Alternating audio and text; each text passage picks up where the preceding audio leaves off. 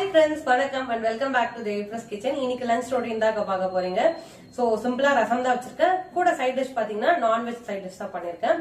So video skip பண்ணாம ஃபுல்லா பாருங்க, உங்களுக்கு பிடிக்கும். பிடிச்சதா மறக்காம லைக் பண்ணுங்க. நம்ம சேனல் வரைக்கும் நீங்க சப்ஸ்கிரைப் பண்ணுங்க, மறக்காம சப்ஸ்கிரைப் பண்ணிடுங்க. வாங்க வீடியோக்குள்ள போகலாம். சோ ஃபர்ஸ்ட் வந்து நம்ம ரசம் வச்சிடலாம். மைசூர் ரசம் தான் வைக்க போறேன். தேங்காய் எண்ணெய் எடுத்துக்கோங்க. தேங்காய் எண்ணெய் தாளிச்சா கொஞ்சம் நல்லா இருக்கும். சோ தேங்காய் எண்ணெய் 1 டீஸ்பூன் அளவுக்கு நான் எடுத்திருக்கேன். காரத்துக்கு பார்த்தீங்கன்னா 4 காஞ்ச மிளகாய் எடுத்திருக்கேன். நீங்கள் 5 6 கூட எடுத்துக்கலாம். இது ரொம்ப காரமாக இருக்கும். ஸோ 4 தான் நான் எடுத்துருக்கிறது. எண்ணெயில் லைட்டாக வறுத்துக்கலாம். லோ ஃப்ளேம்லேயே வச்சு வறுத்துக்கோங்க, அப்போ தான் நல்லா வறுபடும். இது கூட பார்த்தீங்கன்னா ஒரு 4 டேபிள் ஸ்பூன் அளவுக்கு நான் தனியாக எடுத்துருக்கேன். தனியாக சேர்த்துக்கலாம். எல்லாமே எண்ணெயில் நல்லா குக் ஆகணும். நல்லா வாசனை செம்மையாக வரும், கமகமன்னு வரும். தனியா கலர் கொஞ்சம் சேஞ்ச் ஆகட்டும். இது கூடவே பாத்தீங்கன்னா நம்ம 1 டேபிள் ஸ்பூன் அளவுக்கு சீரகம் சேர்த்துக்கலாம். 1 டேபிள் ஸ்பூன் அளவுக்கு மிளகு,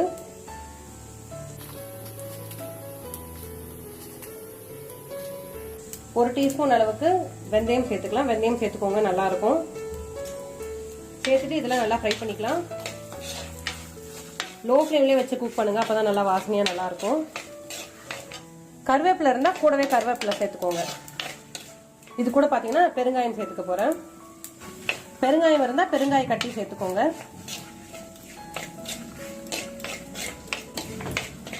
ஸோ பார்த்தீங்கன்னா சைட்லேயே நான் புளி வந்துட்டு ஊற வச்சிருக்கேன். இதை கரைச்சிடலாம். ஸோ இது கூடவே பார்த்தீங்கன்னா நான் ஒரு தக்காளி பழம் கட் பண்ணி எடுத்து வச்சிருக்கேன். அது லைட்டாக அப்படி நசுக்கி சேர்த்துக்கோங்க. இப்போ அந்த இது எல்லாமே நல்லா ஃப்ரை ஆயிடுச்சு. இப்போ நம்ம ஆற வச்சுட்டு நம்ம பொடி பண்ணிக்கலாம். அதை எண்ணெய் போட்டிருக்கேன். எண்ணெய் போட்டு கடுகு சேர்த்துருக்கேன். கடுகு பொரியட்டும். சீரகமும் சேர்த்துக்கலாம். இது ரெண்டும் பொரிஞ்ச அப்புறமா நம்ம புளி கரைச்சி வச்சிருக்கிறத ஆட் பண்ணிக்கலாம். ஸோ கடுகு பார்த்தீங்கன்னா பொரிஞ்சிருச்சு. ஒரு 8 பல்லு பூண்டு வந்துட்டு நான் தட்டி எடுத்து வச்சிருக்கேன் தோலோடவே. அதை சேர்த்துக்கலாம். சேர்த்துட்டு நம்ம கரைச்சி வச்சிருக்க ரசம் அதையும் சேர்த்துடலாம்.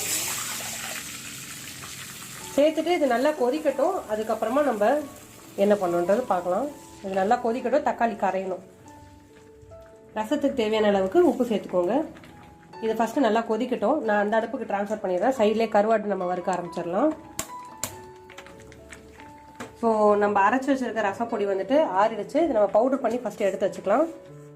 ரசத்துக்கு பார்த்தீங்கன்னா பருப்பு வேக வச்சு எடுத்து வச்சிருக்கேன். இந்த மாதிரி வேக வச்சு பாருங்க. உள்ள ஏதாவது பாத்திரம் வச்சுட்டு கிளீனாக இருக்கு. இது வாஷ் பண்ணுறது கொஞ்சம் ஈஸியாக இருக்குது. இல்லாட்டி பருப்பெல்லாம் இப்படி சுற்றி ஆகிடும். ஸோ இந்த மாதிரி டெடிக்கேட்டடாக ஏதோ ஒரு பாத்திரம் பருப்பு வேகிறதுக்கே வச்சுட்டோம்னா ஈஸியாக இருக்கும். ஸோ மெத்துக்கு காய்கறி இருக்குது. இது கடைஞ்சிட்டு நம்ம ரசத்தில் சேர்த்துக்கலாம். ஸோ இந்த பருப்பை லைட்டாக கடைஞ்சிடலாம். ஸோ இது நல்லா கொதிக்கணும். தக்காளி வந்துட்டு நல்லா வெந்து கிடைக்கணும். அந்தளவுக்கு கொதிக்கட்டும் ஃபர்ஸ்ட். இது இந்த பக்கம் பார்த்தீங்கன்னா கருவாட்டுக்கு எண்ணெய் ஊற்றி வச்சுருக்கேன். கொஞ்சம் லைட்டாக சீரகம் சேர்த்துக்கலாம். சீரகம் வந்து ஆப்ஷன் தான், தாளிப்பு வேணா சேர்த்துக்கலாம். இது ஆல்ரெடி கருவாடு ரோஸ் நம்ம சேனல்ல இருக்கு. செக் பண்ணாதவங்க செக் பண்ணி பாருங்க. அப்படின்னா இந்த வீடியோல நான் டீட்டெயிலா உங்களுக்கு காட்டுறேன். கொஞ்சம் சீரகம் பொரியட்டும். அதுக்கப்புறம் நம்ம தாளிச்சிடலாம் கருவாடும். கருவாடு பார்த்தீங்கன்னா சுடு தண்ணியில நல்லா வாஷ் பண்ணி எடுத்து வச்சிருக்கேன். நல்லா ஒரு கிட்டத்தட்ட ஒரு 8 தடவை வாஷ் பண்ணிருப்பேன் நினைக்கிறேன். நல்லா சுடு தண்ணியில நல்லா வாஷ் பண்ணா அந்த மேலெல்லாம் அந்த வந்தோம் பார்த்தீங்களா, தலையெல்லாம் எடுத்துட்டு நல்லா கிளீன் பண்ணி எடுத்து வச்சிருக்கேன். ஸோ எண்ணெய் காயட்டும், நம்ம கருவாடும் பண்ணிடலாம். அந்த பக்கம் பார்த்தீங்கன்னா ரசத்துக்கு புளி தண்ணி கொதிச்சுட்டு இருக்கு. புளி தண்ணி நல்லா கொதிச்சிடுச்சு. தக்காளியும் பார்த்தீங்கன்னா வெந்துடுச்சு. இப்போ நம்ம வந்துட்டு கடைஞ்சி வச்சிருக்க பருப்பு தண்ணியை மட்டும் சேர்த்துக்கலாம். கடைஞ்சி வச்சிருக்க பருப்பை நான் இப்போ இந்த புளி தண்ணியோட சேர்த்துக்கிறேன். ஸோ அது கொஞ்ச நேரம் நல்லா கொதிக்கட்டும். இன்னும் எந்த அளவுக்கு தண்ணி வேணுமோ அந்த அளவுக்கு தண்ணி சேர்த்துக்கோங்க. ஸோ நல்லா தண்ணி கொதிக்கட்டும். அதுக்கப்புறம் நம்ம வறுத்த அரைச்ச அந்த பொடியை சேர்த்துடலாம். ஸோ சீரகம் நல்லா பொரிஞ்சிருச்சு.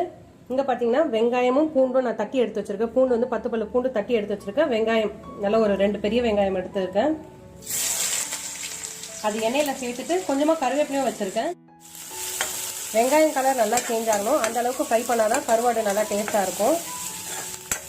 ஸோ வெங்காயம் கலர் சேஞ்ச் ஆகட்டும். அதுக்கப்புறம் நம்ம தக்காளி சேர்க்கலாம்.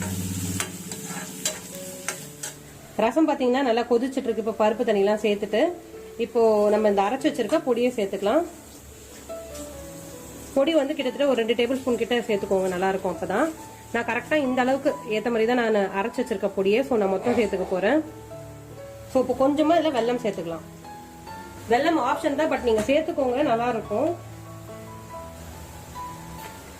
ஸோ அந்த பொடி சேர்த்துருக்கேன். பொடி சேர்த்துட்டு ஒரு கொதி வந்ததும் நம்ம ஆஃப் பண்ணிடலாம். அதுக்கு மேலே கொதிக்க வேண்டாம் ரசம். எந்த அளவுக்கு நீர் இருக்கணுமோ அந்த அளவுக்கு நீங்கள் தண்ணி சேர்த்துக்கோங்க.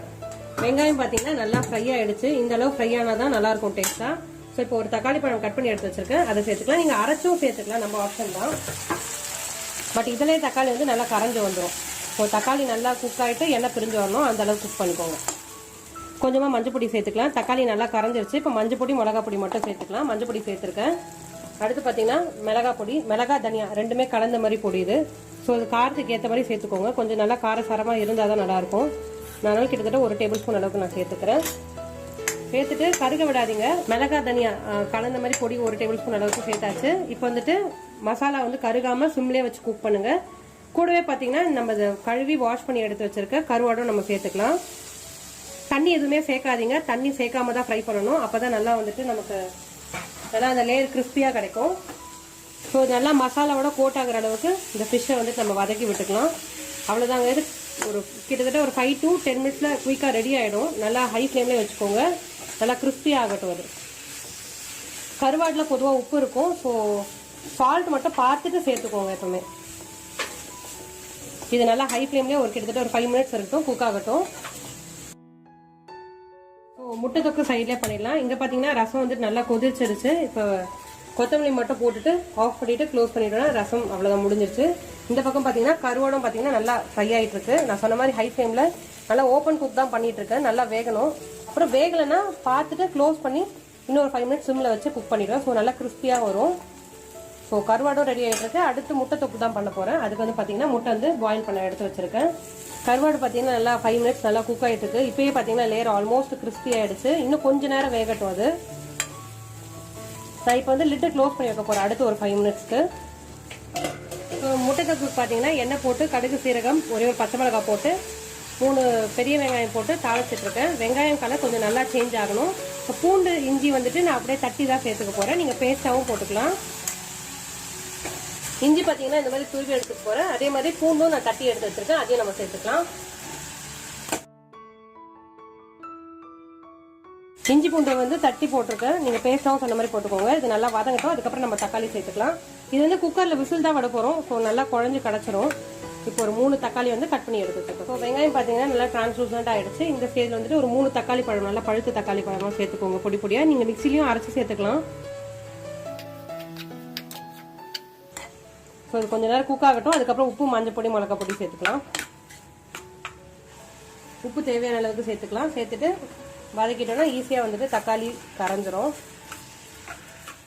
ஸோ மஞ்சள் பொடி சேர்த்துக்கலாம். இப்போது மிளகா பொடி 1 table spoon, kitchen king masala கொஞ்சமாக சேர்த்துருக்கேன். இதுலனாலும் நீங்கள் கரம் மசாலா சேர்த்துக்கோங்க. இதெல்லாம் சேர்த்துட்டு நல்லா மிக்ஸ் பண்ணிக்கலாம். எண்ணெய் பிரிஞ்சு வரட்டும். அதுக்கப்புறம் நம்ம முட்டையை சேர்த்துக்கலாம். இதோட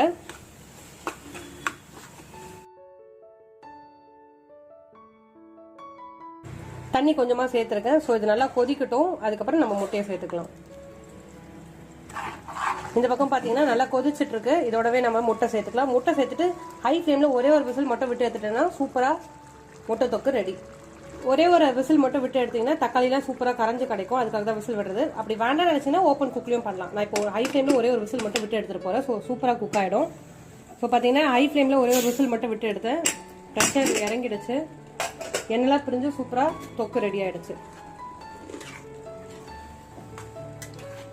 அவ்வளோதான், முட்டை தொக்கு ரெடி. ஸோ கருவாடு ரோஸ் சூப்பராக ரெடி ஆகிடுச்சு. அப்புறம் பார்த்தீங்கன்னா ரசத்துக்கு கொத்தமல்லிலாம் போட்டு ரசமும் ரெடி. இந்த பக்கம் முட்டை தொக்கும் ரெடி. ஹோப் உங்களுக்கு இன்னைக்கு இந்த வீடியோ பிடிச்சிருக்கும்னு நினைக்கிறேன். பிடிச்சிருந்தா மறக்காம லைக் பண்ணுங்க. நம்ம சேனல் இது வரைக்கும் நீங்க சப்ஸ்கிரைப் பண்ணலன்னா மறக்காம சப்ஸ்கிரைப் பண்ணிடுங்க. நன்றி.